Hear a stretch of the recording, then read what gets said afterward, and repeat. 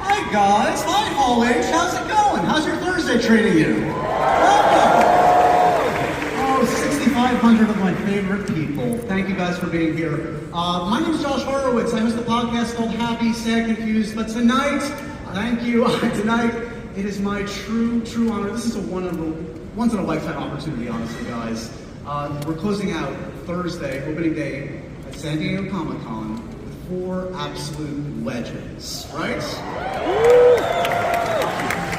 The 4 gentlemen we've got to bring on stage are, over the last few decades, have contributed so much to comedy, to animation. They are writers, they are performers, they are subversives, they are everything we love that celebrates everything that is Comic-Con. So, I just want to say that they also, by the way, have a few amazing shows that you might have heard of. Should I mention them for you guys to remind you? There's a little show called South Park. So you might know that season 27 premiered last night on Comedy Central. By now, we are at 322 episodes of South Park, 7 made for streaming events with 60 billion minutes watched every year worldwide. Digman premiered last night, season 2 from the great Andy Samberg on Comedy Central. Amazing show. Both of these series, South Park and Digman, will be on Wednesdays going forward on Comedy Central, so make sure to check it out. Also, great news today.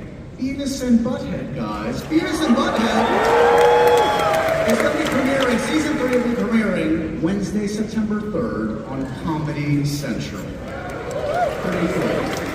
Okay, we've got 4 chairs to fill with 4 absolute icons. Should we do this thing? Yeah. Here we go, guys. Give it up for executive producer, co-creator, and star of Digman. It's Andy Samberg, everybody!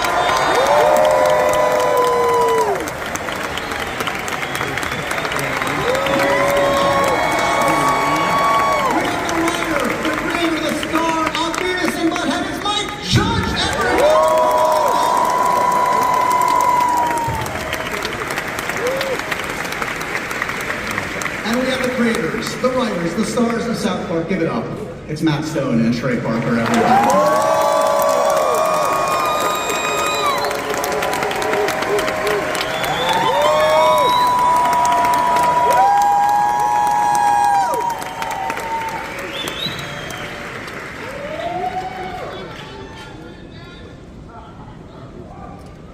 Hi guys, welcome.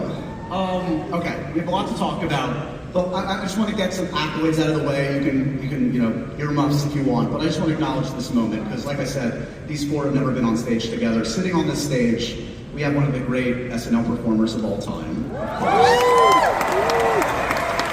The collected film work on this stage includes Team America, Office Space, Idiocracy, and Pop Star. The television work, besides the shows I already mentioned, include King of the Hill, Silicon Valley, and Brooklyn Nine-Nine.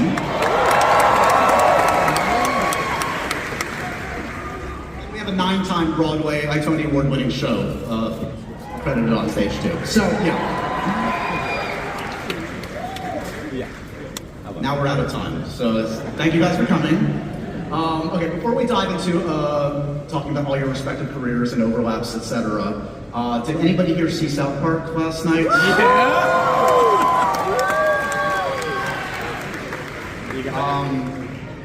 Guys, did you anticipate the reaction today? Have you been following it? What do you make of it? We're terribly sorry.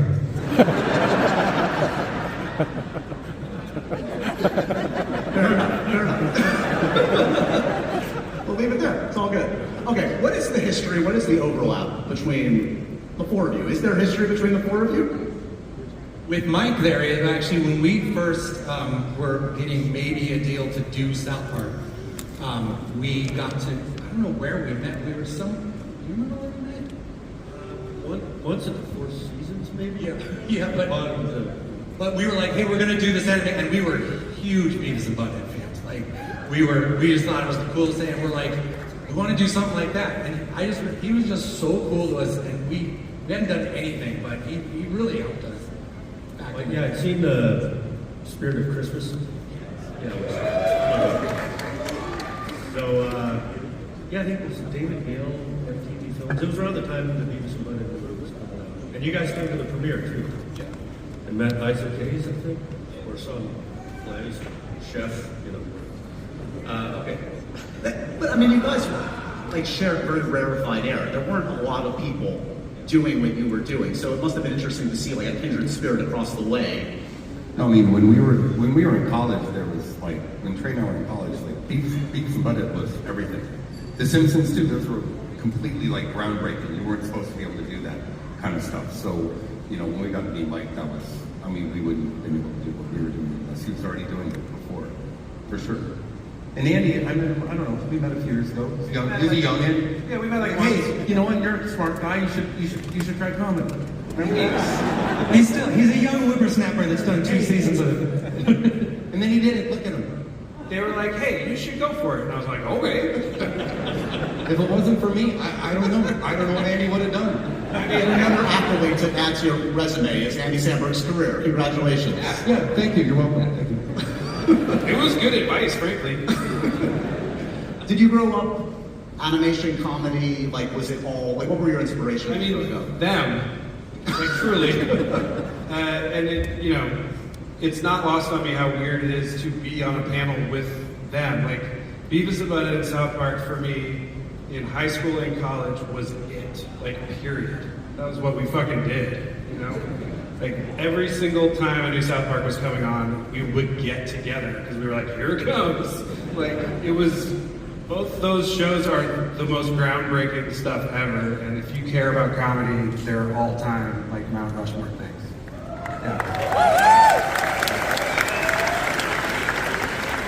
Matt, Trey, and Mike, I mean, it's rare for someone working in animation to become a recognizable figure, like a celebrity in your own right. But you guys have become that. Do you remember that shift, the first time you started to literally be recognized by fans for what you were creating?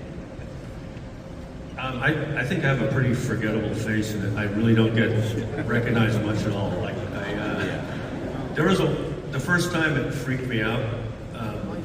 Was at an airport, I think.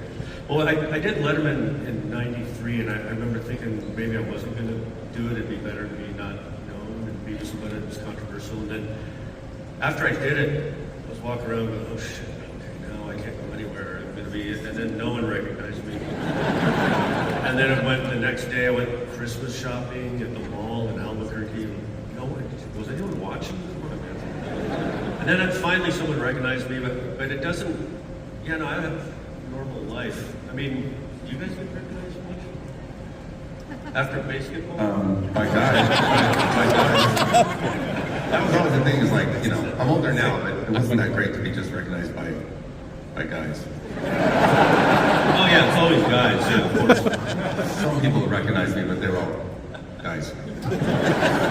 I was walking the floor for like 2 hours with my daughter, and it was great. Like, Comic-Con fans are the best fans ever because it's like, you can just walk around, it's like, it's so cool, and I think, you know, definitely a couple people, you know, came up and they're just like, oh hey man, you know, whatever, and it was like, it was so great to walk around, you know, it's like, it's pretty great animation to have that level. I mean, Andy doesn't know this, but like, to have that level where it's like, you can go anywhere and people don't really know who you are, but then you can say your name and get into a nice table or something, you know what I mean? So it's a pretty perfect. Ask Andy what he thinks.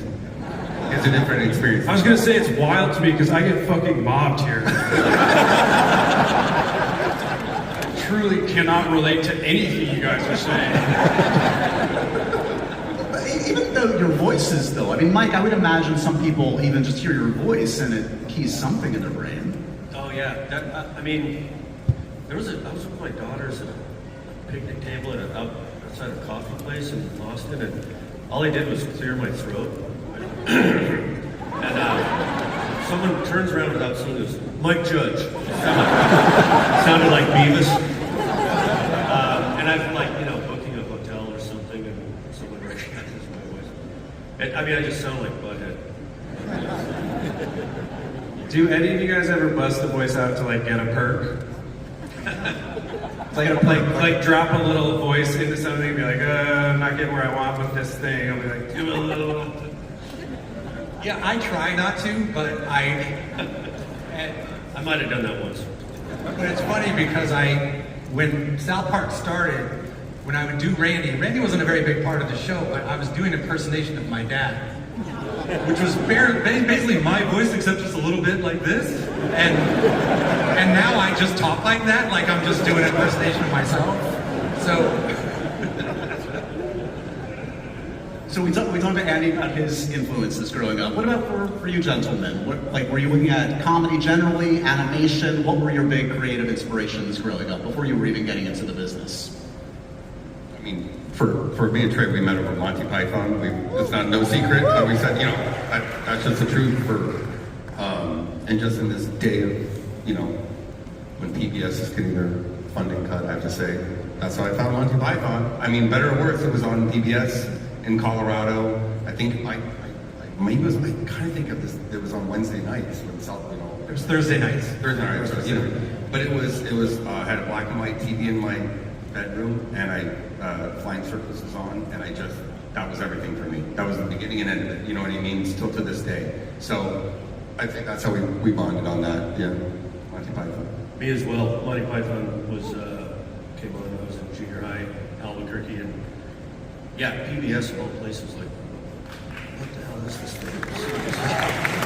Come on Sunday nights, and then me and my friend, we talked about it the next day, and Terry Gilliam's animation too, is something, really, but cutout animation, what these guys do.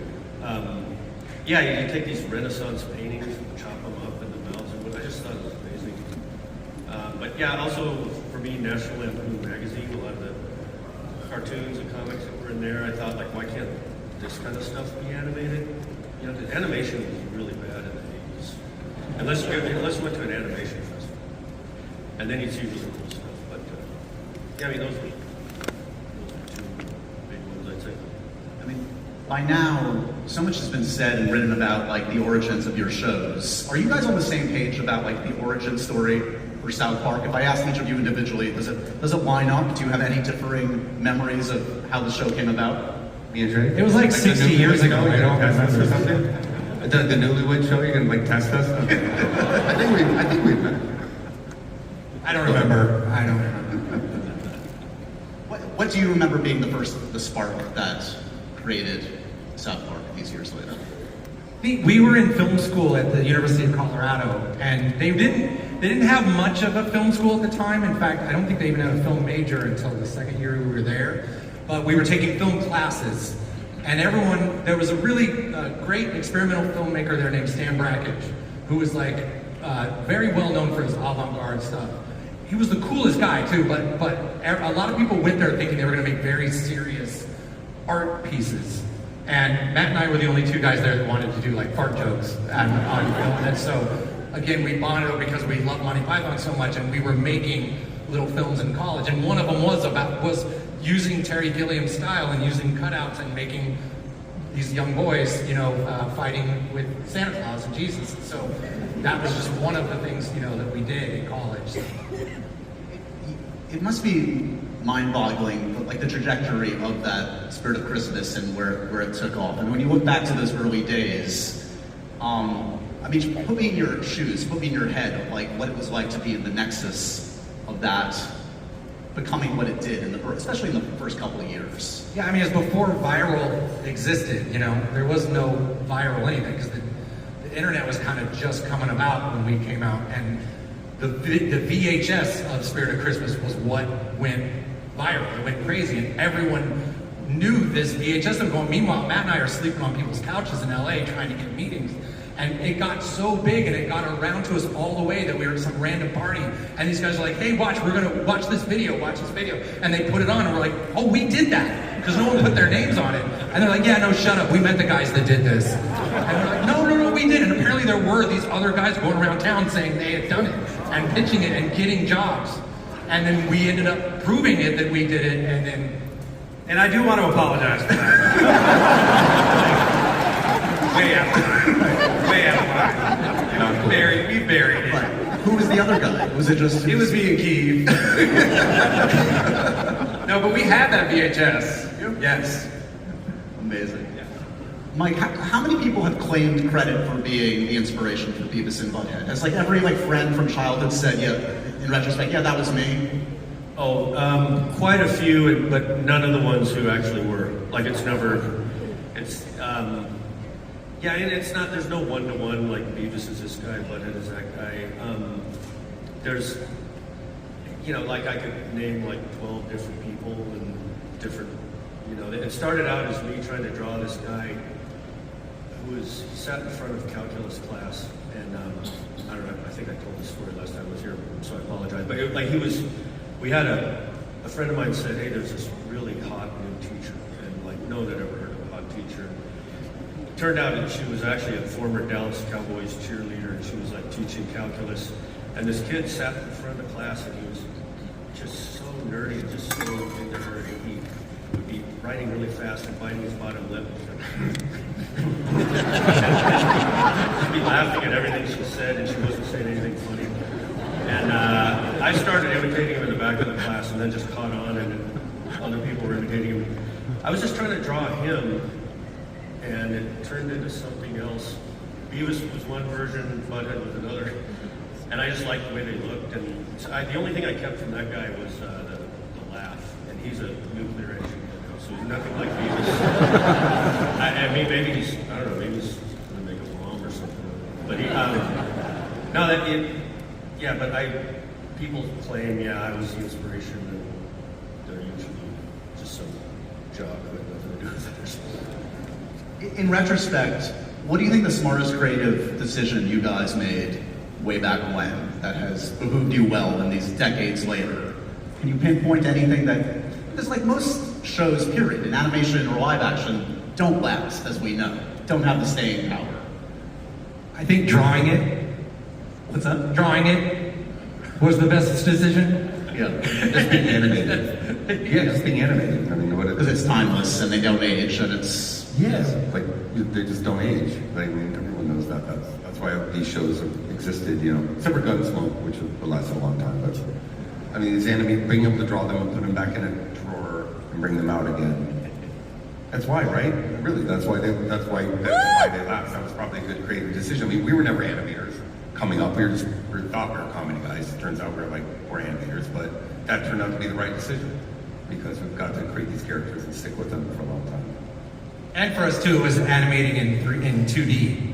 Because still to this day, I mean, as we sit right now, I promise this is true, we were at South Park this morning trying to figure out what next week's show is going to be. So right now, we don't know. So, but that's how the show's always been, and because it's animated the way it is, we can sculpt it and build it, and we do it a lot like they did SNL. I think it's a lot, the more we learn about their schedule, it seems like it's pretty similar actually. Yeah, except then to get on live TV. That's fucking crazy. Like, how stressed we get, like to get to the end of our week and have to go live. I think making a story that makes sense that fast is much harder. Having done both. Well, we haven't done that. Have we done that? But you're gonna. I mean, if it's bad this week, it's clearly everyone here's fault. That's what we're saying. It's not gonna be bad. It's never bad. Talk a little bit about the creative process and the timeline, because you all work on probably different timelines. South Park especially is a very unique process, we all know that. Has that evolved? Has it changed? I want to hear from you too, Mike, in terms of like the way you do Beavis and Butt-Head. Has the timeline, the process, has it changed much in the last couple decades? Yeah, it's changing a lot right now, I think. Yeah, I mean, it's still kind of the same way we used to, we send it, the final stuff is done overseas. But wait, didn't you guys do, was it the first one you still did with actual film paper cutouts? Yeah, the pilot episode we still did with construction paper. And ever since then, Yeah. Computers, yeah. yeah. Because that took us like a year and a half. We had to start down to 6 days. Yeah. But yeah, it takes, you do an animatic, you do storyboards. It's the same process. I think they had computer in betweening and it looked horrible for a long time. And I still love the way film looks. And, it's getting a little faster for the way we do it. Trey and Matt, again, very unique, needless to say, what you do. How did you create the bizarre timeline, and how do you, is it stressful? I mean, it seems like it's very stressful the way. Dude, I don't know what the episode is next week. It's super stressful. And even like last weekend, I mean, just 3 days ago, we were sitting there going, I don't know if people are gonna like this, like, and we're just changing as we go, and we're reading stuff in the newspaper, like, oh, okay, let's put that in there.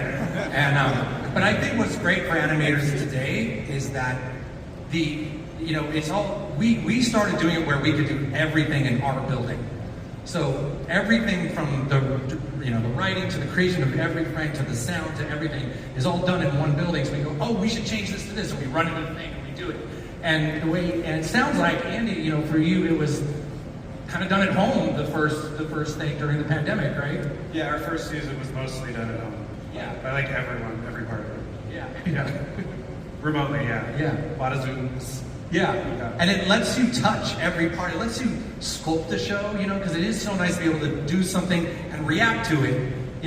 I still can't write a scene and then be like, oh, that's going to be good, or like, let's work on the scene on this. I have to see it, and the quicker I can see it, animatics, okay, kind of helps, but you still don't know. Then you see it, but we can see it animated, and I can go, oh, you know what? Change that to Cartman, have him do this, go over here, have a car come in and do that, and I can see it in like 2.5 hours. Completely different, you know what I mean? So that's the beauty of it, and that's how much we've sculpted. I mean, the perils, though, also of doing something that is so often tied to topicality is, do you ever run up against it and you're like, oh wait, some new event has just rendered what we're talking about moot, or it's just different? I think it's the opposite. I think we feel, I don't know, I feel like competitive with whatever all the kids are doing on TikTok and YouTube, right? I mean, this is my thing is, I feel like, at least me or Trey, Mike, not Andy, we're all over here. We're cranky old men. I have Benjamin Buttons. No, I'm jealous of the tools the kids have today. I'm not, it's incredible. Like, I mean, bring up AI, but like just the editing, like you can edit and put stuff on your phone, what they're doing with music on, what took us so much longer. Now, again, the kids or people nowadays have these creative tools. It's great. And I feel more competitive with like, shit, you look online, you're like, that's a great joke someone just did right now on YouTube or on Twitter or whatever. So I think, I don't know, like, again, I'm competitive, or like that turns me on, or that's something that keeps us going, is actually the topicality's gotten probably more competitive. I mean, everyone's doing it, right? It's not just SNL anymore. SNL's like watching, they're online on Friday night going, uh-oh, like somebody did my joke or whatever, right? They're doing sketches about TikToks. Yeah. Literally. And they're good. And you're like, fuck, that's what people are talking about. I mean, the timeline, the innovation, it reminds me in some ways of the viral videos that you guys did way back when. I mean, you essentially were the first, like, comedy YouTube stars, what you guys were doing with Lazy Sunday, etc. I mean, that must have been such an adrenaline rush to, like, essentially have a few days and get something on the air, similar to what they probably feel being in the thick of it. Do you feel that kind of connection with that, with what they're talking about in terms of timeline and the rush and the... Yes, definitely. I mean, yes. But I think, for us, it was much more about timing. Like, SNL was always something everyone would talk about if they liked stuff. It would just be more like, over a period of time, everyone would go, I really think I'm gonna get a t-shirt that says making copies. Like, I finally reached my point where I love it that much, whereas now you could just see it a million times the next day. Whereas it used to be you have to wait until it ran again, and then that's why SNL used to do the same characters over and over and over again, because there was no place to rewatch it, so it was like, oh god, I get to watch this character a second time, the second time they do it. So for us it was more like YouTube became a thing everyone knew about kind of the day after the Narnia one, and we had really, really good timing with it. For you, Digman is your first foray into creating an animated show. Was this on the list for a while, and what was the germ of this show in particular? Me and my friend Neil Campbell, who I created it with, really wanted to do an animated show, and he wrote on Brooklyn Nine-Nine, and we would talk about this show during that even. I did a Nick Cage impression on SNL, and I was basically like, I'm not on SNL anymore, but I want to keep doing that character. So we kind of reverse engineered it to like archaeologist movies, you know, National Treasures, Indiana Joneses, and stuff like that, and kind of went from there. Are you up for doing 25, 30 seasons like these guys? God, I would do anything to do that, yeah. It is pretty amazing for me to be on here for my show that just aired the first episode of the second season with them, but I'm gonna just roll with it. We'll come back in like 28 years when you were celebrating your 30th, and you guys are in your like 55th or whatever, and we'll just keep talking. That's all good. That's a dig. It's a dig. That'd be really cool of us for you guys to invite us to that, and we'd come out and go trips and stuff. That'd be really nice. Just touching you're thinking about that. Thank you. Are there? Who's the keeper of like the knowledge of South Park and Beavis and Butthead? Is there like a show bible? And you create such a giant volume of material. Like I would imagine It's pretty much it's them because that's because we're like we just go on the internet and we're just like, oh, what does everyone say again? And it's like we can look on any kind of South Park fan base or whatever and find, oh yeah, we did that. That's who that kid's mom is. That's who that, you know, random kid. It's like, what did his mom do for a living? We'll just go on the internet and you guys have said it, you know, it's like, oh yeah, right. do you guys ever pitch an idea for a show and then realize, wait, we kind of did that already? Like 17 years ago I did that? Every week. I mean, let's do it anyway. And that happened today. I would say, or if it's not a whole episode, there's a storyline. Did we do that? Oh yeah, no, he already fell in love with the robot. We can't do that again. It's like, you know, that happened today. That didn't, no, we already did, yeah, we can't do that again. Yeah. I mean, Mike, you did take a break from Beavis and Butthead for a while. Has like coming back to it in recent years, I don't know, did you need a break from those characters? Was that? Yeah, I needed a break. Well, I mean, it was also, I don't know, not to bash on MTV or anything. We had just such a kind of ugly relationship for a while. And also just, we were doing way too many too fast. I mean, we did over 100 in 1 year. Like, so there was just like no quality control. And, but I loved doing it. And I was relieved to be done, but then, I don't know, over the years, yeah, I did kind of miss it. And I mean, to your other question, like when we rebooted it, because I don't sit around and draw them, I don't sit around and do the voices or anything, so I did have all the model sheets in a drawer somewhere, and it was a good thing because no one else had them. Like, you know, I mean, if you own a franchise, like, you know, one of these animated shows, like what do you own? There's the way the characters move and those drawings, and so luckily I kept them all. But I think your question was, yeah, no, I did. I guess I felt like I needed a break at the time, but I did kind of miss doing it, so I was happy to do it again, yeah. And I also do the same thing. I look up, I just ask my fans, you know, or just Google it, and like, if I can't remember something, which happens a lot. I would it's all out there. Yeah, I would argue another reason why these shows have staying power is like you've maintained creative control. Like it's not like you've farmed out to a dozen other writers. These are like auteur-driven projects. Has that been something, again, is that a bit of luck, happenstance? Was it kind of like baked into the concept, like this is gonna be us or bust? For us, it's like we always like to think we were a band more than anything, and it was like when we go into a new season, it's just like we're getting in the studio together, and we have no idea what's going to come out. We have no idea what this album's going to sound like, and every episode's kind of a song, you know what I mean? And they kind of like once you do a song, you know, even based on last night, that show ended up a certain way, and we're like, oh, and now we can react to that, you know, even ourselves, and it's like, and then when the season's done, we're like, okay, that album. That was a good album, but that was not such a great album, or whatever. But it's that creative thing, you know. For us, we're either on or off. We can't just kind of do the show. We have to be in, and we're going, and it's on next week. We have to have that energy, or we're just too lazy otherwise.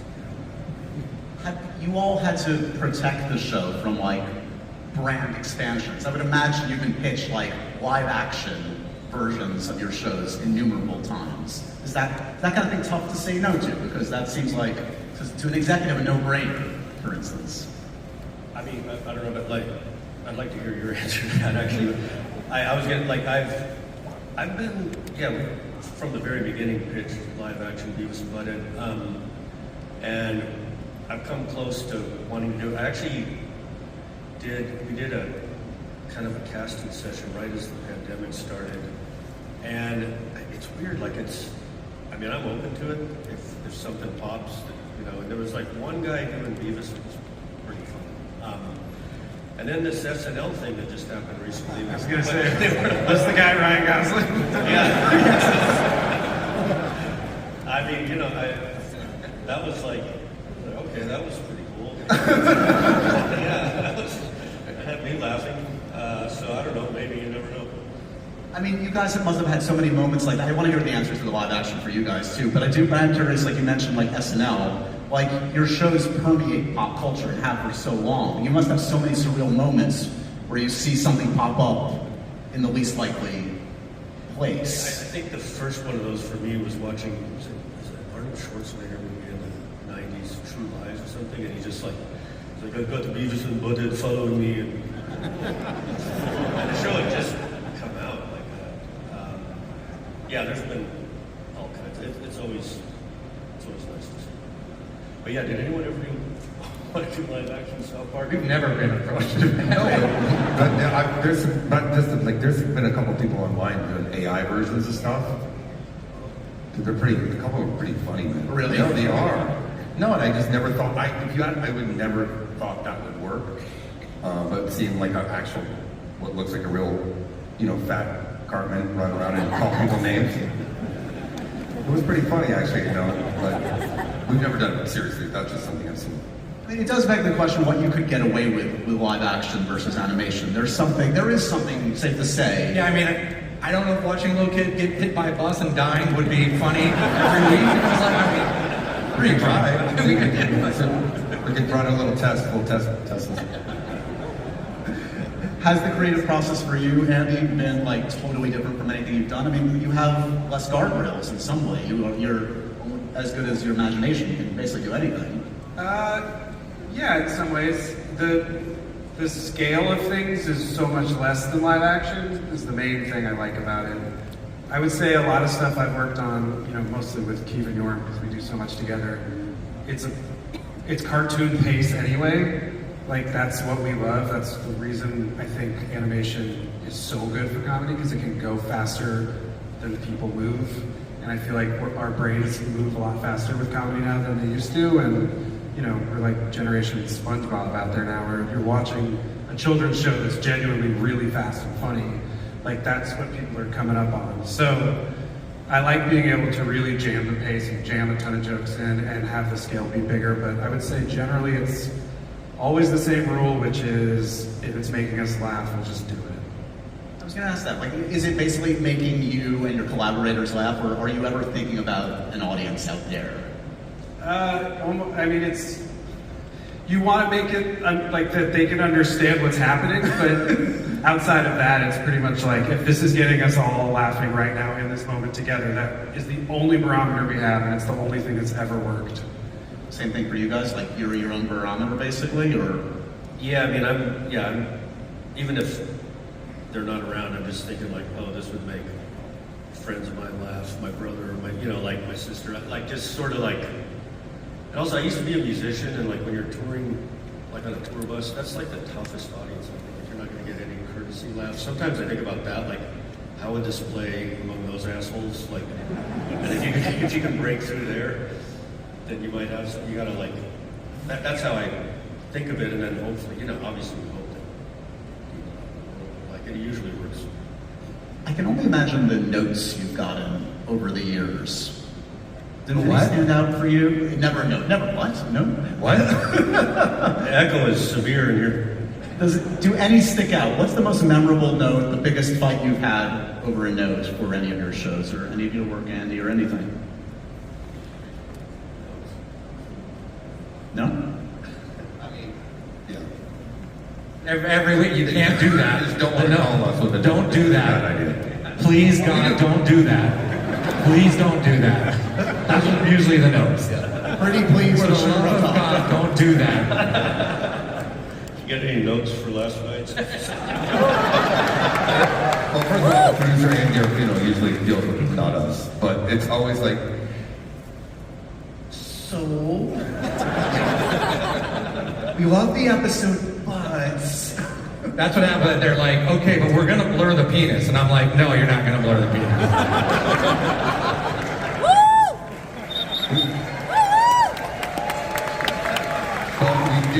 We put eyes on the penis. It's like, how do we put all eyes on it? We put eyes on the penis, we won't blur it, and then that was a whole conversation with a lot of grown-up people for about 4 fucking days. It's a character. It's a character. That's how that happened. I only saw one eye. So it had to be 2 eyes. I don't know why. you should know in my stack of cards, I also have a subpoena for you tonight. So, That's fine, man. I'm ready.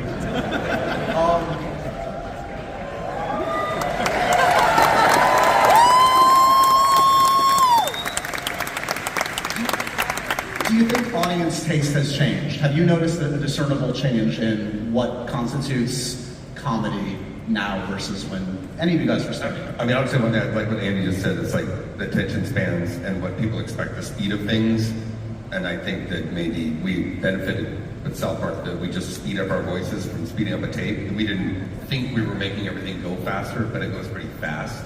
I definitely think that that's like, I just have kids now, and it's like, you got a minute, you got maybe 40 seconds to grab them, and they're like, they're done, you know what I mean? So that definitely feels like, I just keep coming back to that word competitive with TikTok and YouTube and that attention span thing. So I definitely feel that. When young people do come to you and ask you for advice, I want to get into animation. Do you have a go-to nowadays in terms of creatively which way to go? No, I don't mean that. It's just such a different world. I don't know. Like, not to get all misty-eyed, the train I had to get in a car and drive to LA to try to get into television. And now you don't have to do that, and that's good, but I think that the world we came up in, I just sound like an old man, like, just work hard and try to handle all that shit, but it's totally different as far as practical advice. I think the only thing that is exactly the same is if you want to make stuff, make it. Like, it's impossible to pitch comedy. You have to show people why you're funny and in what way the people you're working with are making something unique. And I think now it's just like way more avenues to do that. But like, people are getting shows off of their TikToks now, and they're really funny. And you're like, great, so they had that, and that's how they showed how they were funny. And we all saw it and went, hey, I like that, that's funny. It's really actually that simple. But people will never know how you're funny or if you're funny if you don't make something. You all share something else in common, that you've enjoyed satirizing celebrity over your respective careers in different ways. Do anybody have a favorite public figure they have satirized over your careers? Favorite satirization or favorite person we've satirized? Person you've satirized. Oh, no, satirization. One you enjoy doing, yes, sorry. That's not a nice to celebs question. Nick Cage, doing Nick Cage, is that top of the list? It's high up for me, and he came on and did it with me, which was, very SNL-y and winky and wonderful. Yeah. And I was very happy because I love him. Any go-to that you guys have enjoyed over the years? Has Matt Damon ever broken bread with you since Team America? Matt was super cool because he knows too. Like that all came out of the fact that we were making puppets of all in Team America, and they showed us the puppets, and I'm like, what's wrong with that puppet? The sculpt just came out weird. And I'm like, that doesn't look like Matt Damon, and like we had to shoot that day. And I'm like, it looks like something's wrong with him. Like, I don't. And so the script was totally different, and it just got to that part, and I just did the thing, and I was like, well.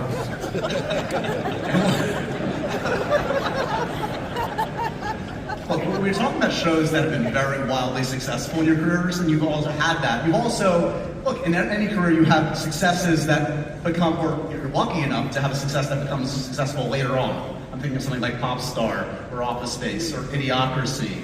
Does the long tail of these kind of projects soften the immediate injury of, wait, where was the audience? I made something great. Why are you only finding it now? Give me a sense of how you reconcile that. What do you think, Mike? Since I've had the most failures that went on to do something, I mean, when I made those movies, I was trying to have a big hit right away. So, yeah, it was a bummer. I mean, Office Space really did, because I fought so hard for every choice, all the music, they didn't like the music, they didn't like the cast, they didn't like anything much about it at one point. But so, and then to fight so hard and then have it not do well initially was a bummer. Yeah, it was a very sweet thing to have. It took a long time. But don't you feel okay that you're a prophet? What's that? That you're a prophet? Yeah, let's talk idiocracy for a second. I mean, it's true. I really do We feel that. say I'm not kidding. every day, everyone I know goes, it's really idiocracy. Yeah, really idiocracy. No, man, for real. I don't mean that lightly. You're a fucking Big prophet. part of our lives. Yeah.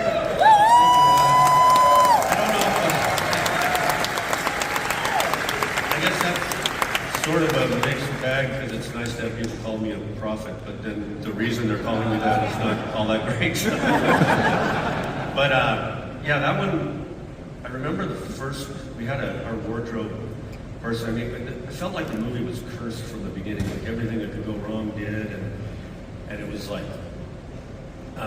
we had an impossible schedule, and then I feel like the curse just went out into the world after the movie came out. But like one of the things the costume woman, Deborah McGuire was her name, you have to invent everything because it's in the future. So it's like, okay, she had these shoes that she said, Crocs were not out yet. She said, showed me some pictures, this is a startup in Colorado, because the movie came out 2 years after we shot it. She said, and I said, oh, those are great, they look stupid, they're plastic.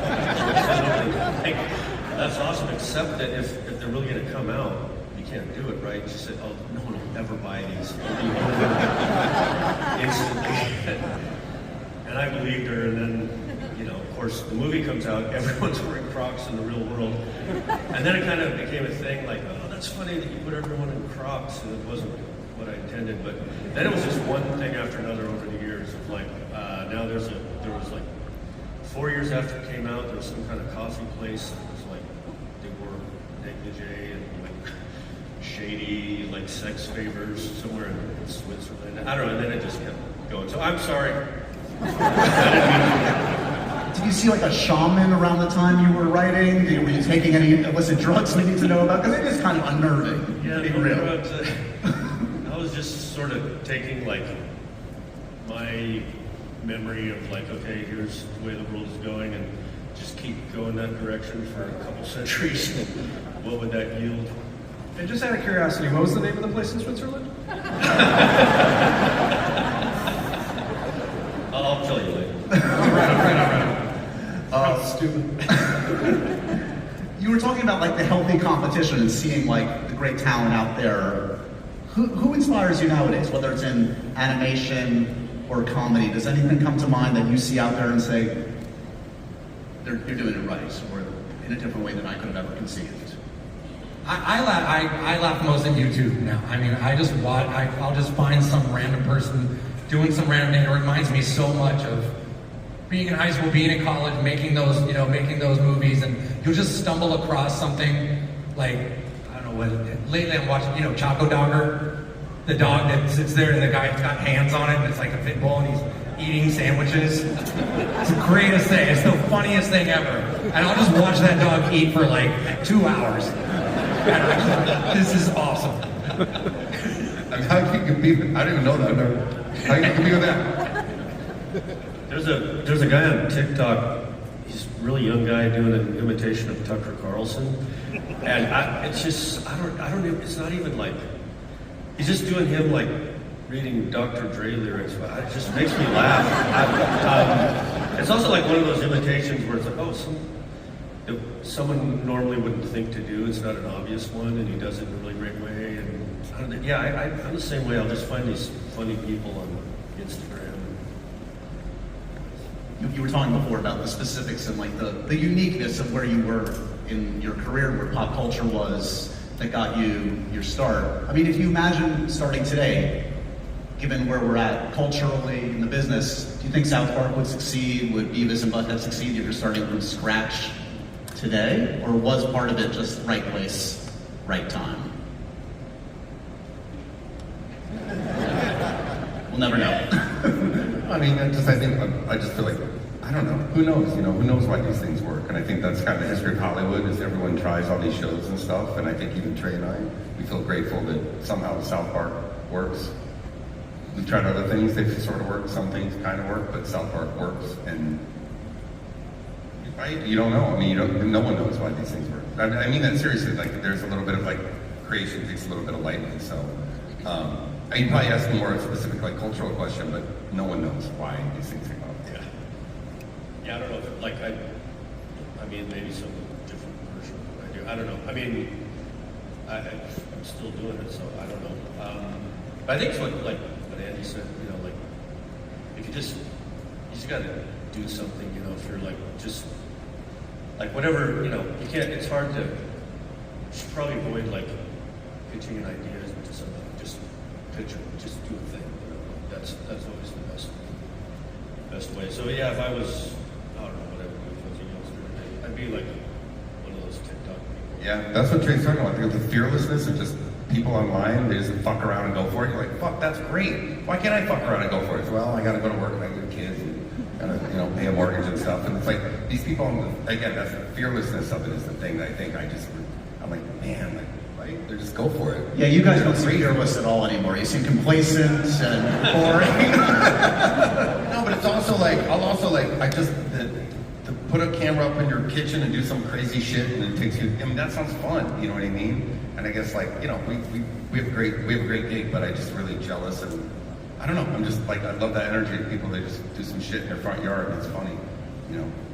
I do want to give a little love to the upcoming seasons for your respective shows. So second season, the show is fantastic. Digman, if you haven't checked it out, please do. Wednesdays on Comedy Central. Thank you, guys. What can we expect from the adventures of Rip Digman season 2? Just a lot of laughs. LOLs. Just LOLs galore. Yeah. You know, give it a try. Andy Samberg.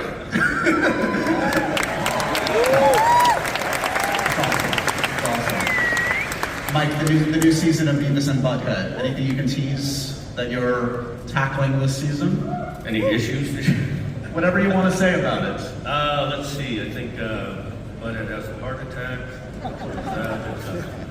More of them watching videos. It's very dumb. You've seen some of the clips there. It's really nothing's changed. You know. Driving the shows. They watch videos. This is why you have to like make something. See, this is back to when I was. Yeah, I never. If I had had to pitch Beavis and Butt-Head, it never would have. I can't pitch anything. That's why I just made cartoons in my house. That's how I started. I was doing thousands of drawings and to avoid having to have social interactions. You cracked the code, though. You did it. Yeah. Yes.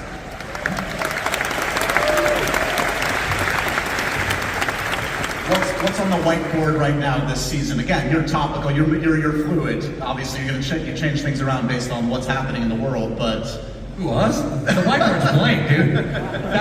What a lot of people don't know, we made, back in like February, right? They're like, oh, we need to do a promo for the summer. And we're like, what? Like, I don't know what we're gonna do this summer. And they're like, no, we need to make a promo, announce that shows are gonna come back. And we made a promo, we did this thing. South Park's coming back to sign, it showed a whole bunch of clips. We made it all up just for the promo. Like, and everybody was like, everyone was going, oh man, those guys, they used to do, you know, now they're just front-loading shows, they're not gonna be topical anymore. It's like, you seriously think we went and made a bunch of shows ahead of time and we're like banking them for later? Like, we've never done that. So we just made something up and we're like, this is what we're doing, and we're not doing any of that. None of that's like, so. No politics. None of that shit. We're not doing any of that shit. have you guys ever seriously talked about a full-on like crossover episode of Beavis and Butt-Head South Park? Is that? We talked about it a long time ago. A long time ago. Yeah, we never did it. I think it was like the second or third season. We're like, oh, the boys should have to come over and Beavis and Butt-Head should have to come and babysit Cartman. and something like that. We should do it. It's a good idea.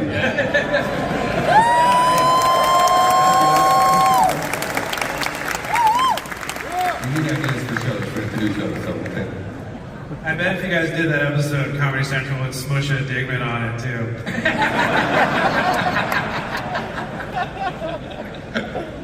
Make it happen. Make it happen.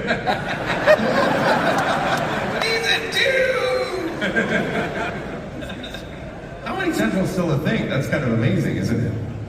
Yeah, still swinging. It's still a thing. Comedy Central is alive and well, yes, yes. I will say, speaking of Comedy Central, as to remind you guys, Digman Season 2 premiered last night, continues on Wednesdays on Comedy Central. South Park, Season 27, you know where to find it, Wednesdays on Comedy Central. And Beavis and Butt-Head, Season 3 will premiere on Wednesday, September 3rd on Comedy Central. I know you guys will be watching.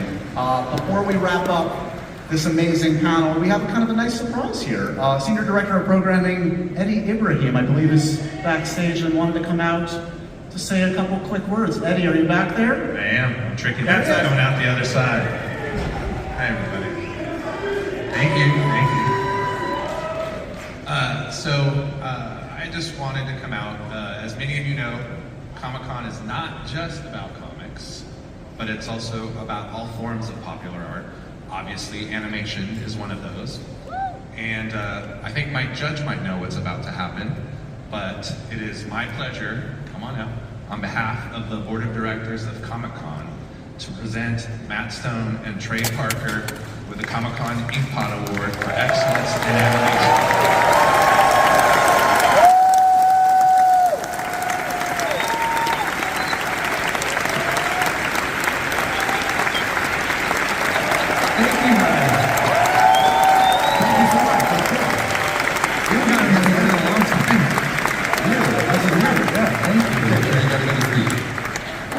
Thank you. Thank you. Amazing. Well-deserved, guys. Congratulations. Guys, give it up. 6,500 up to you. I want to hear from you.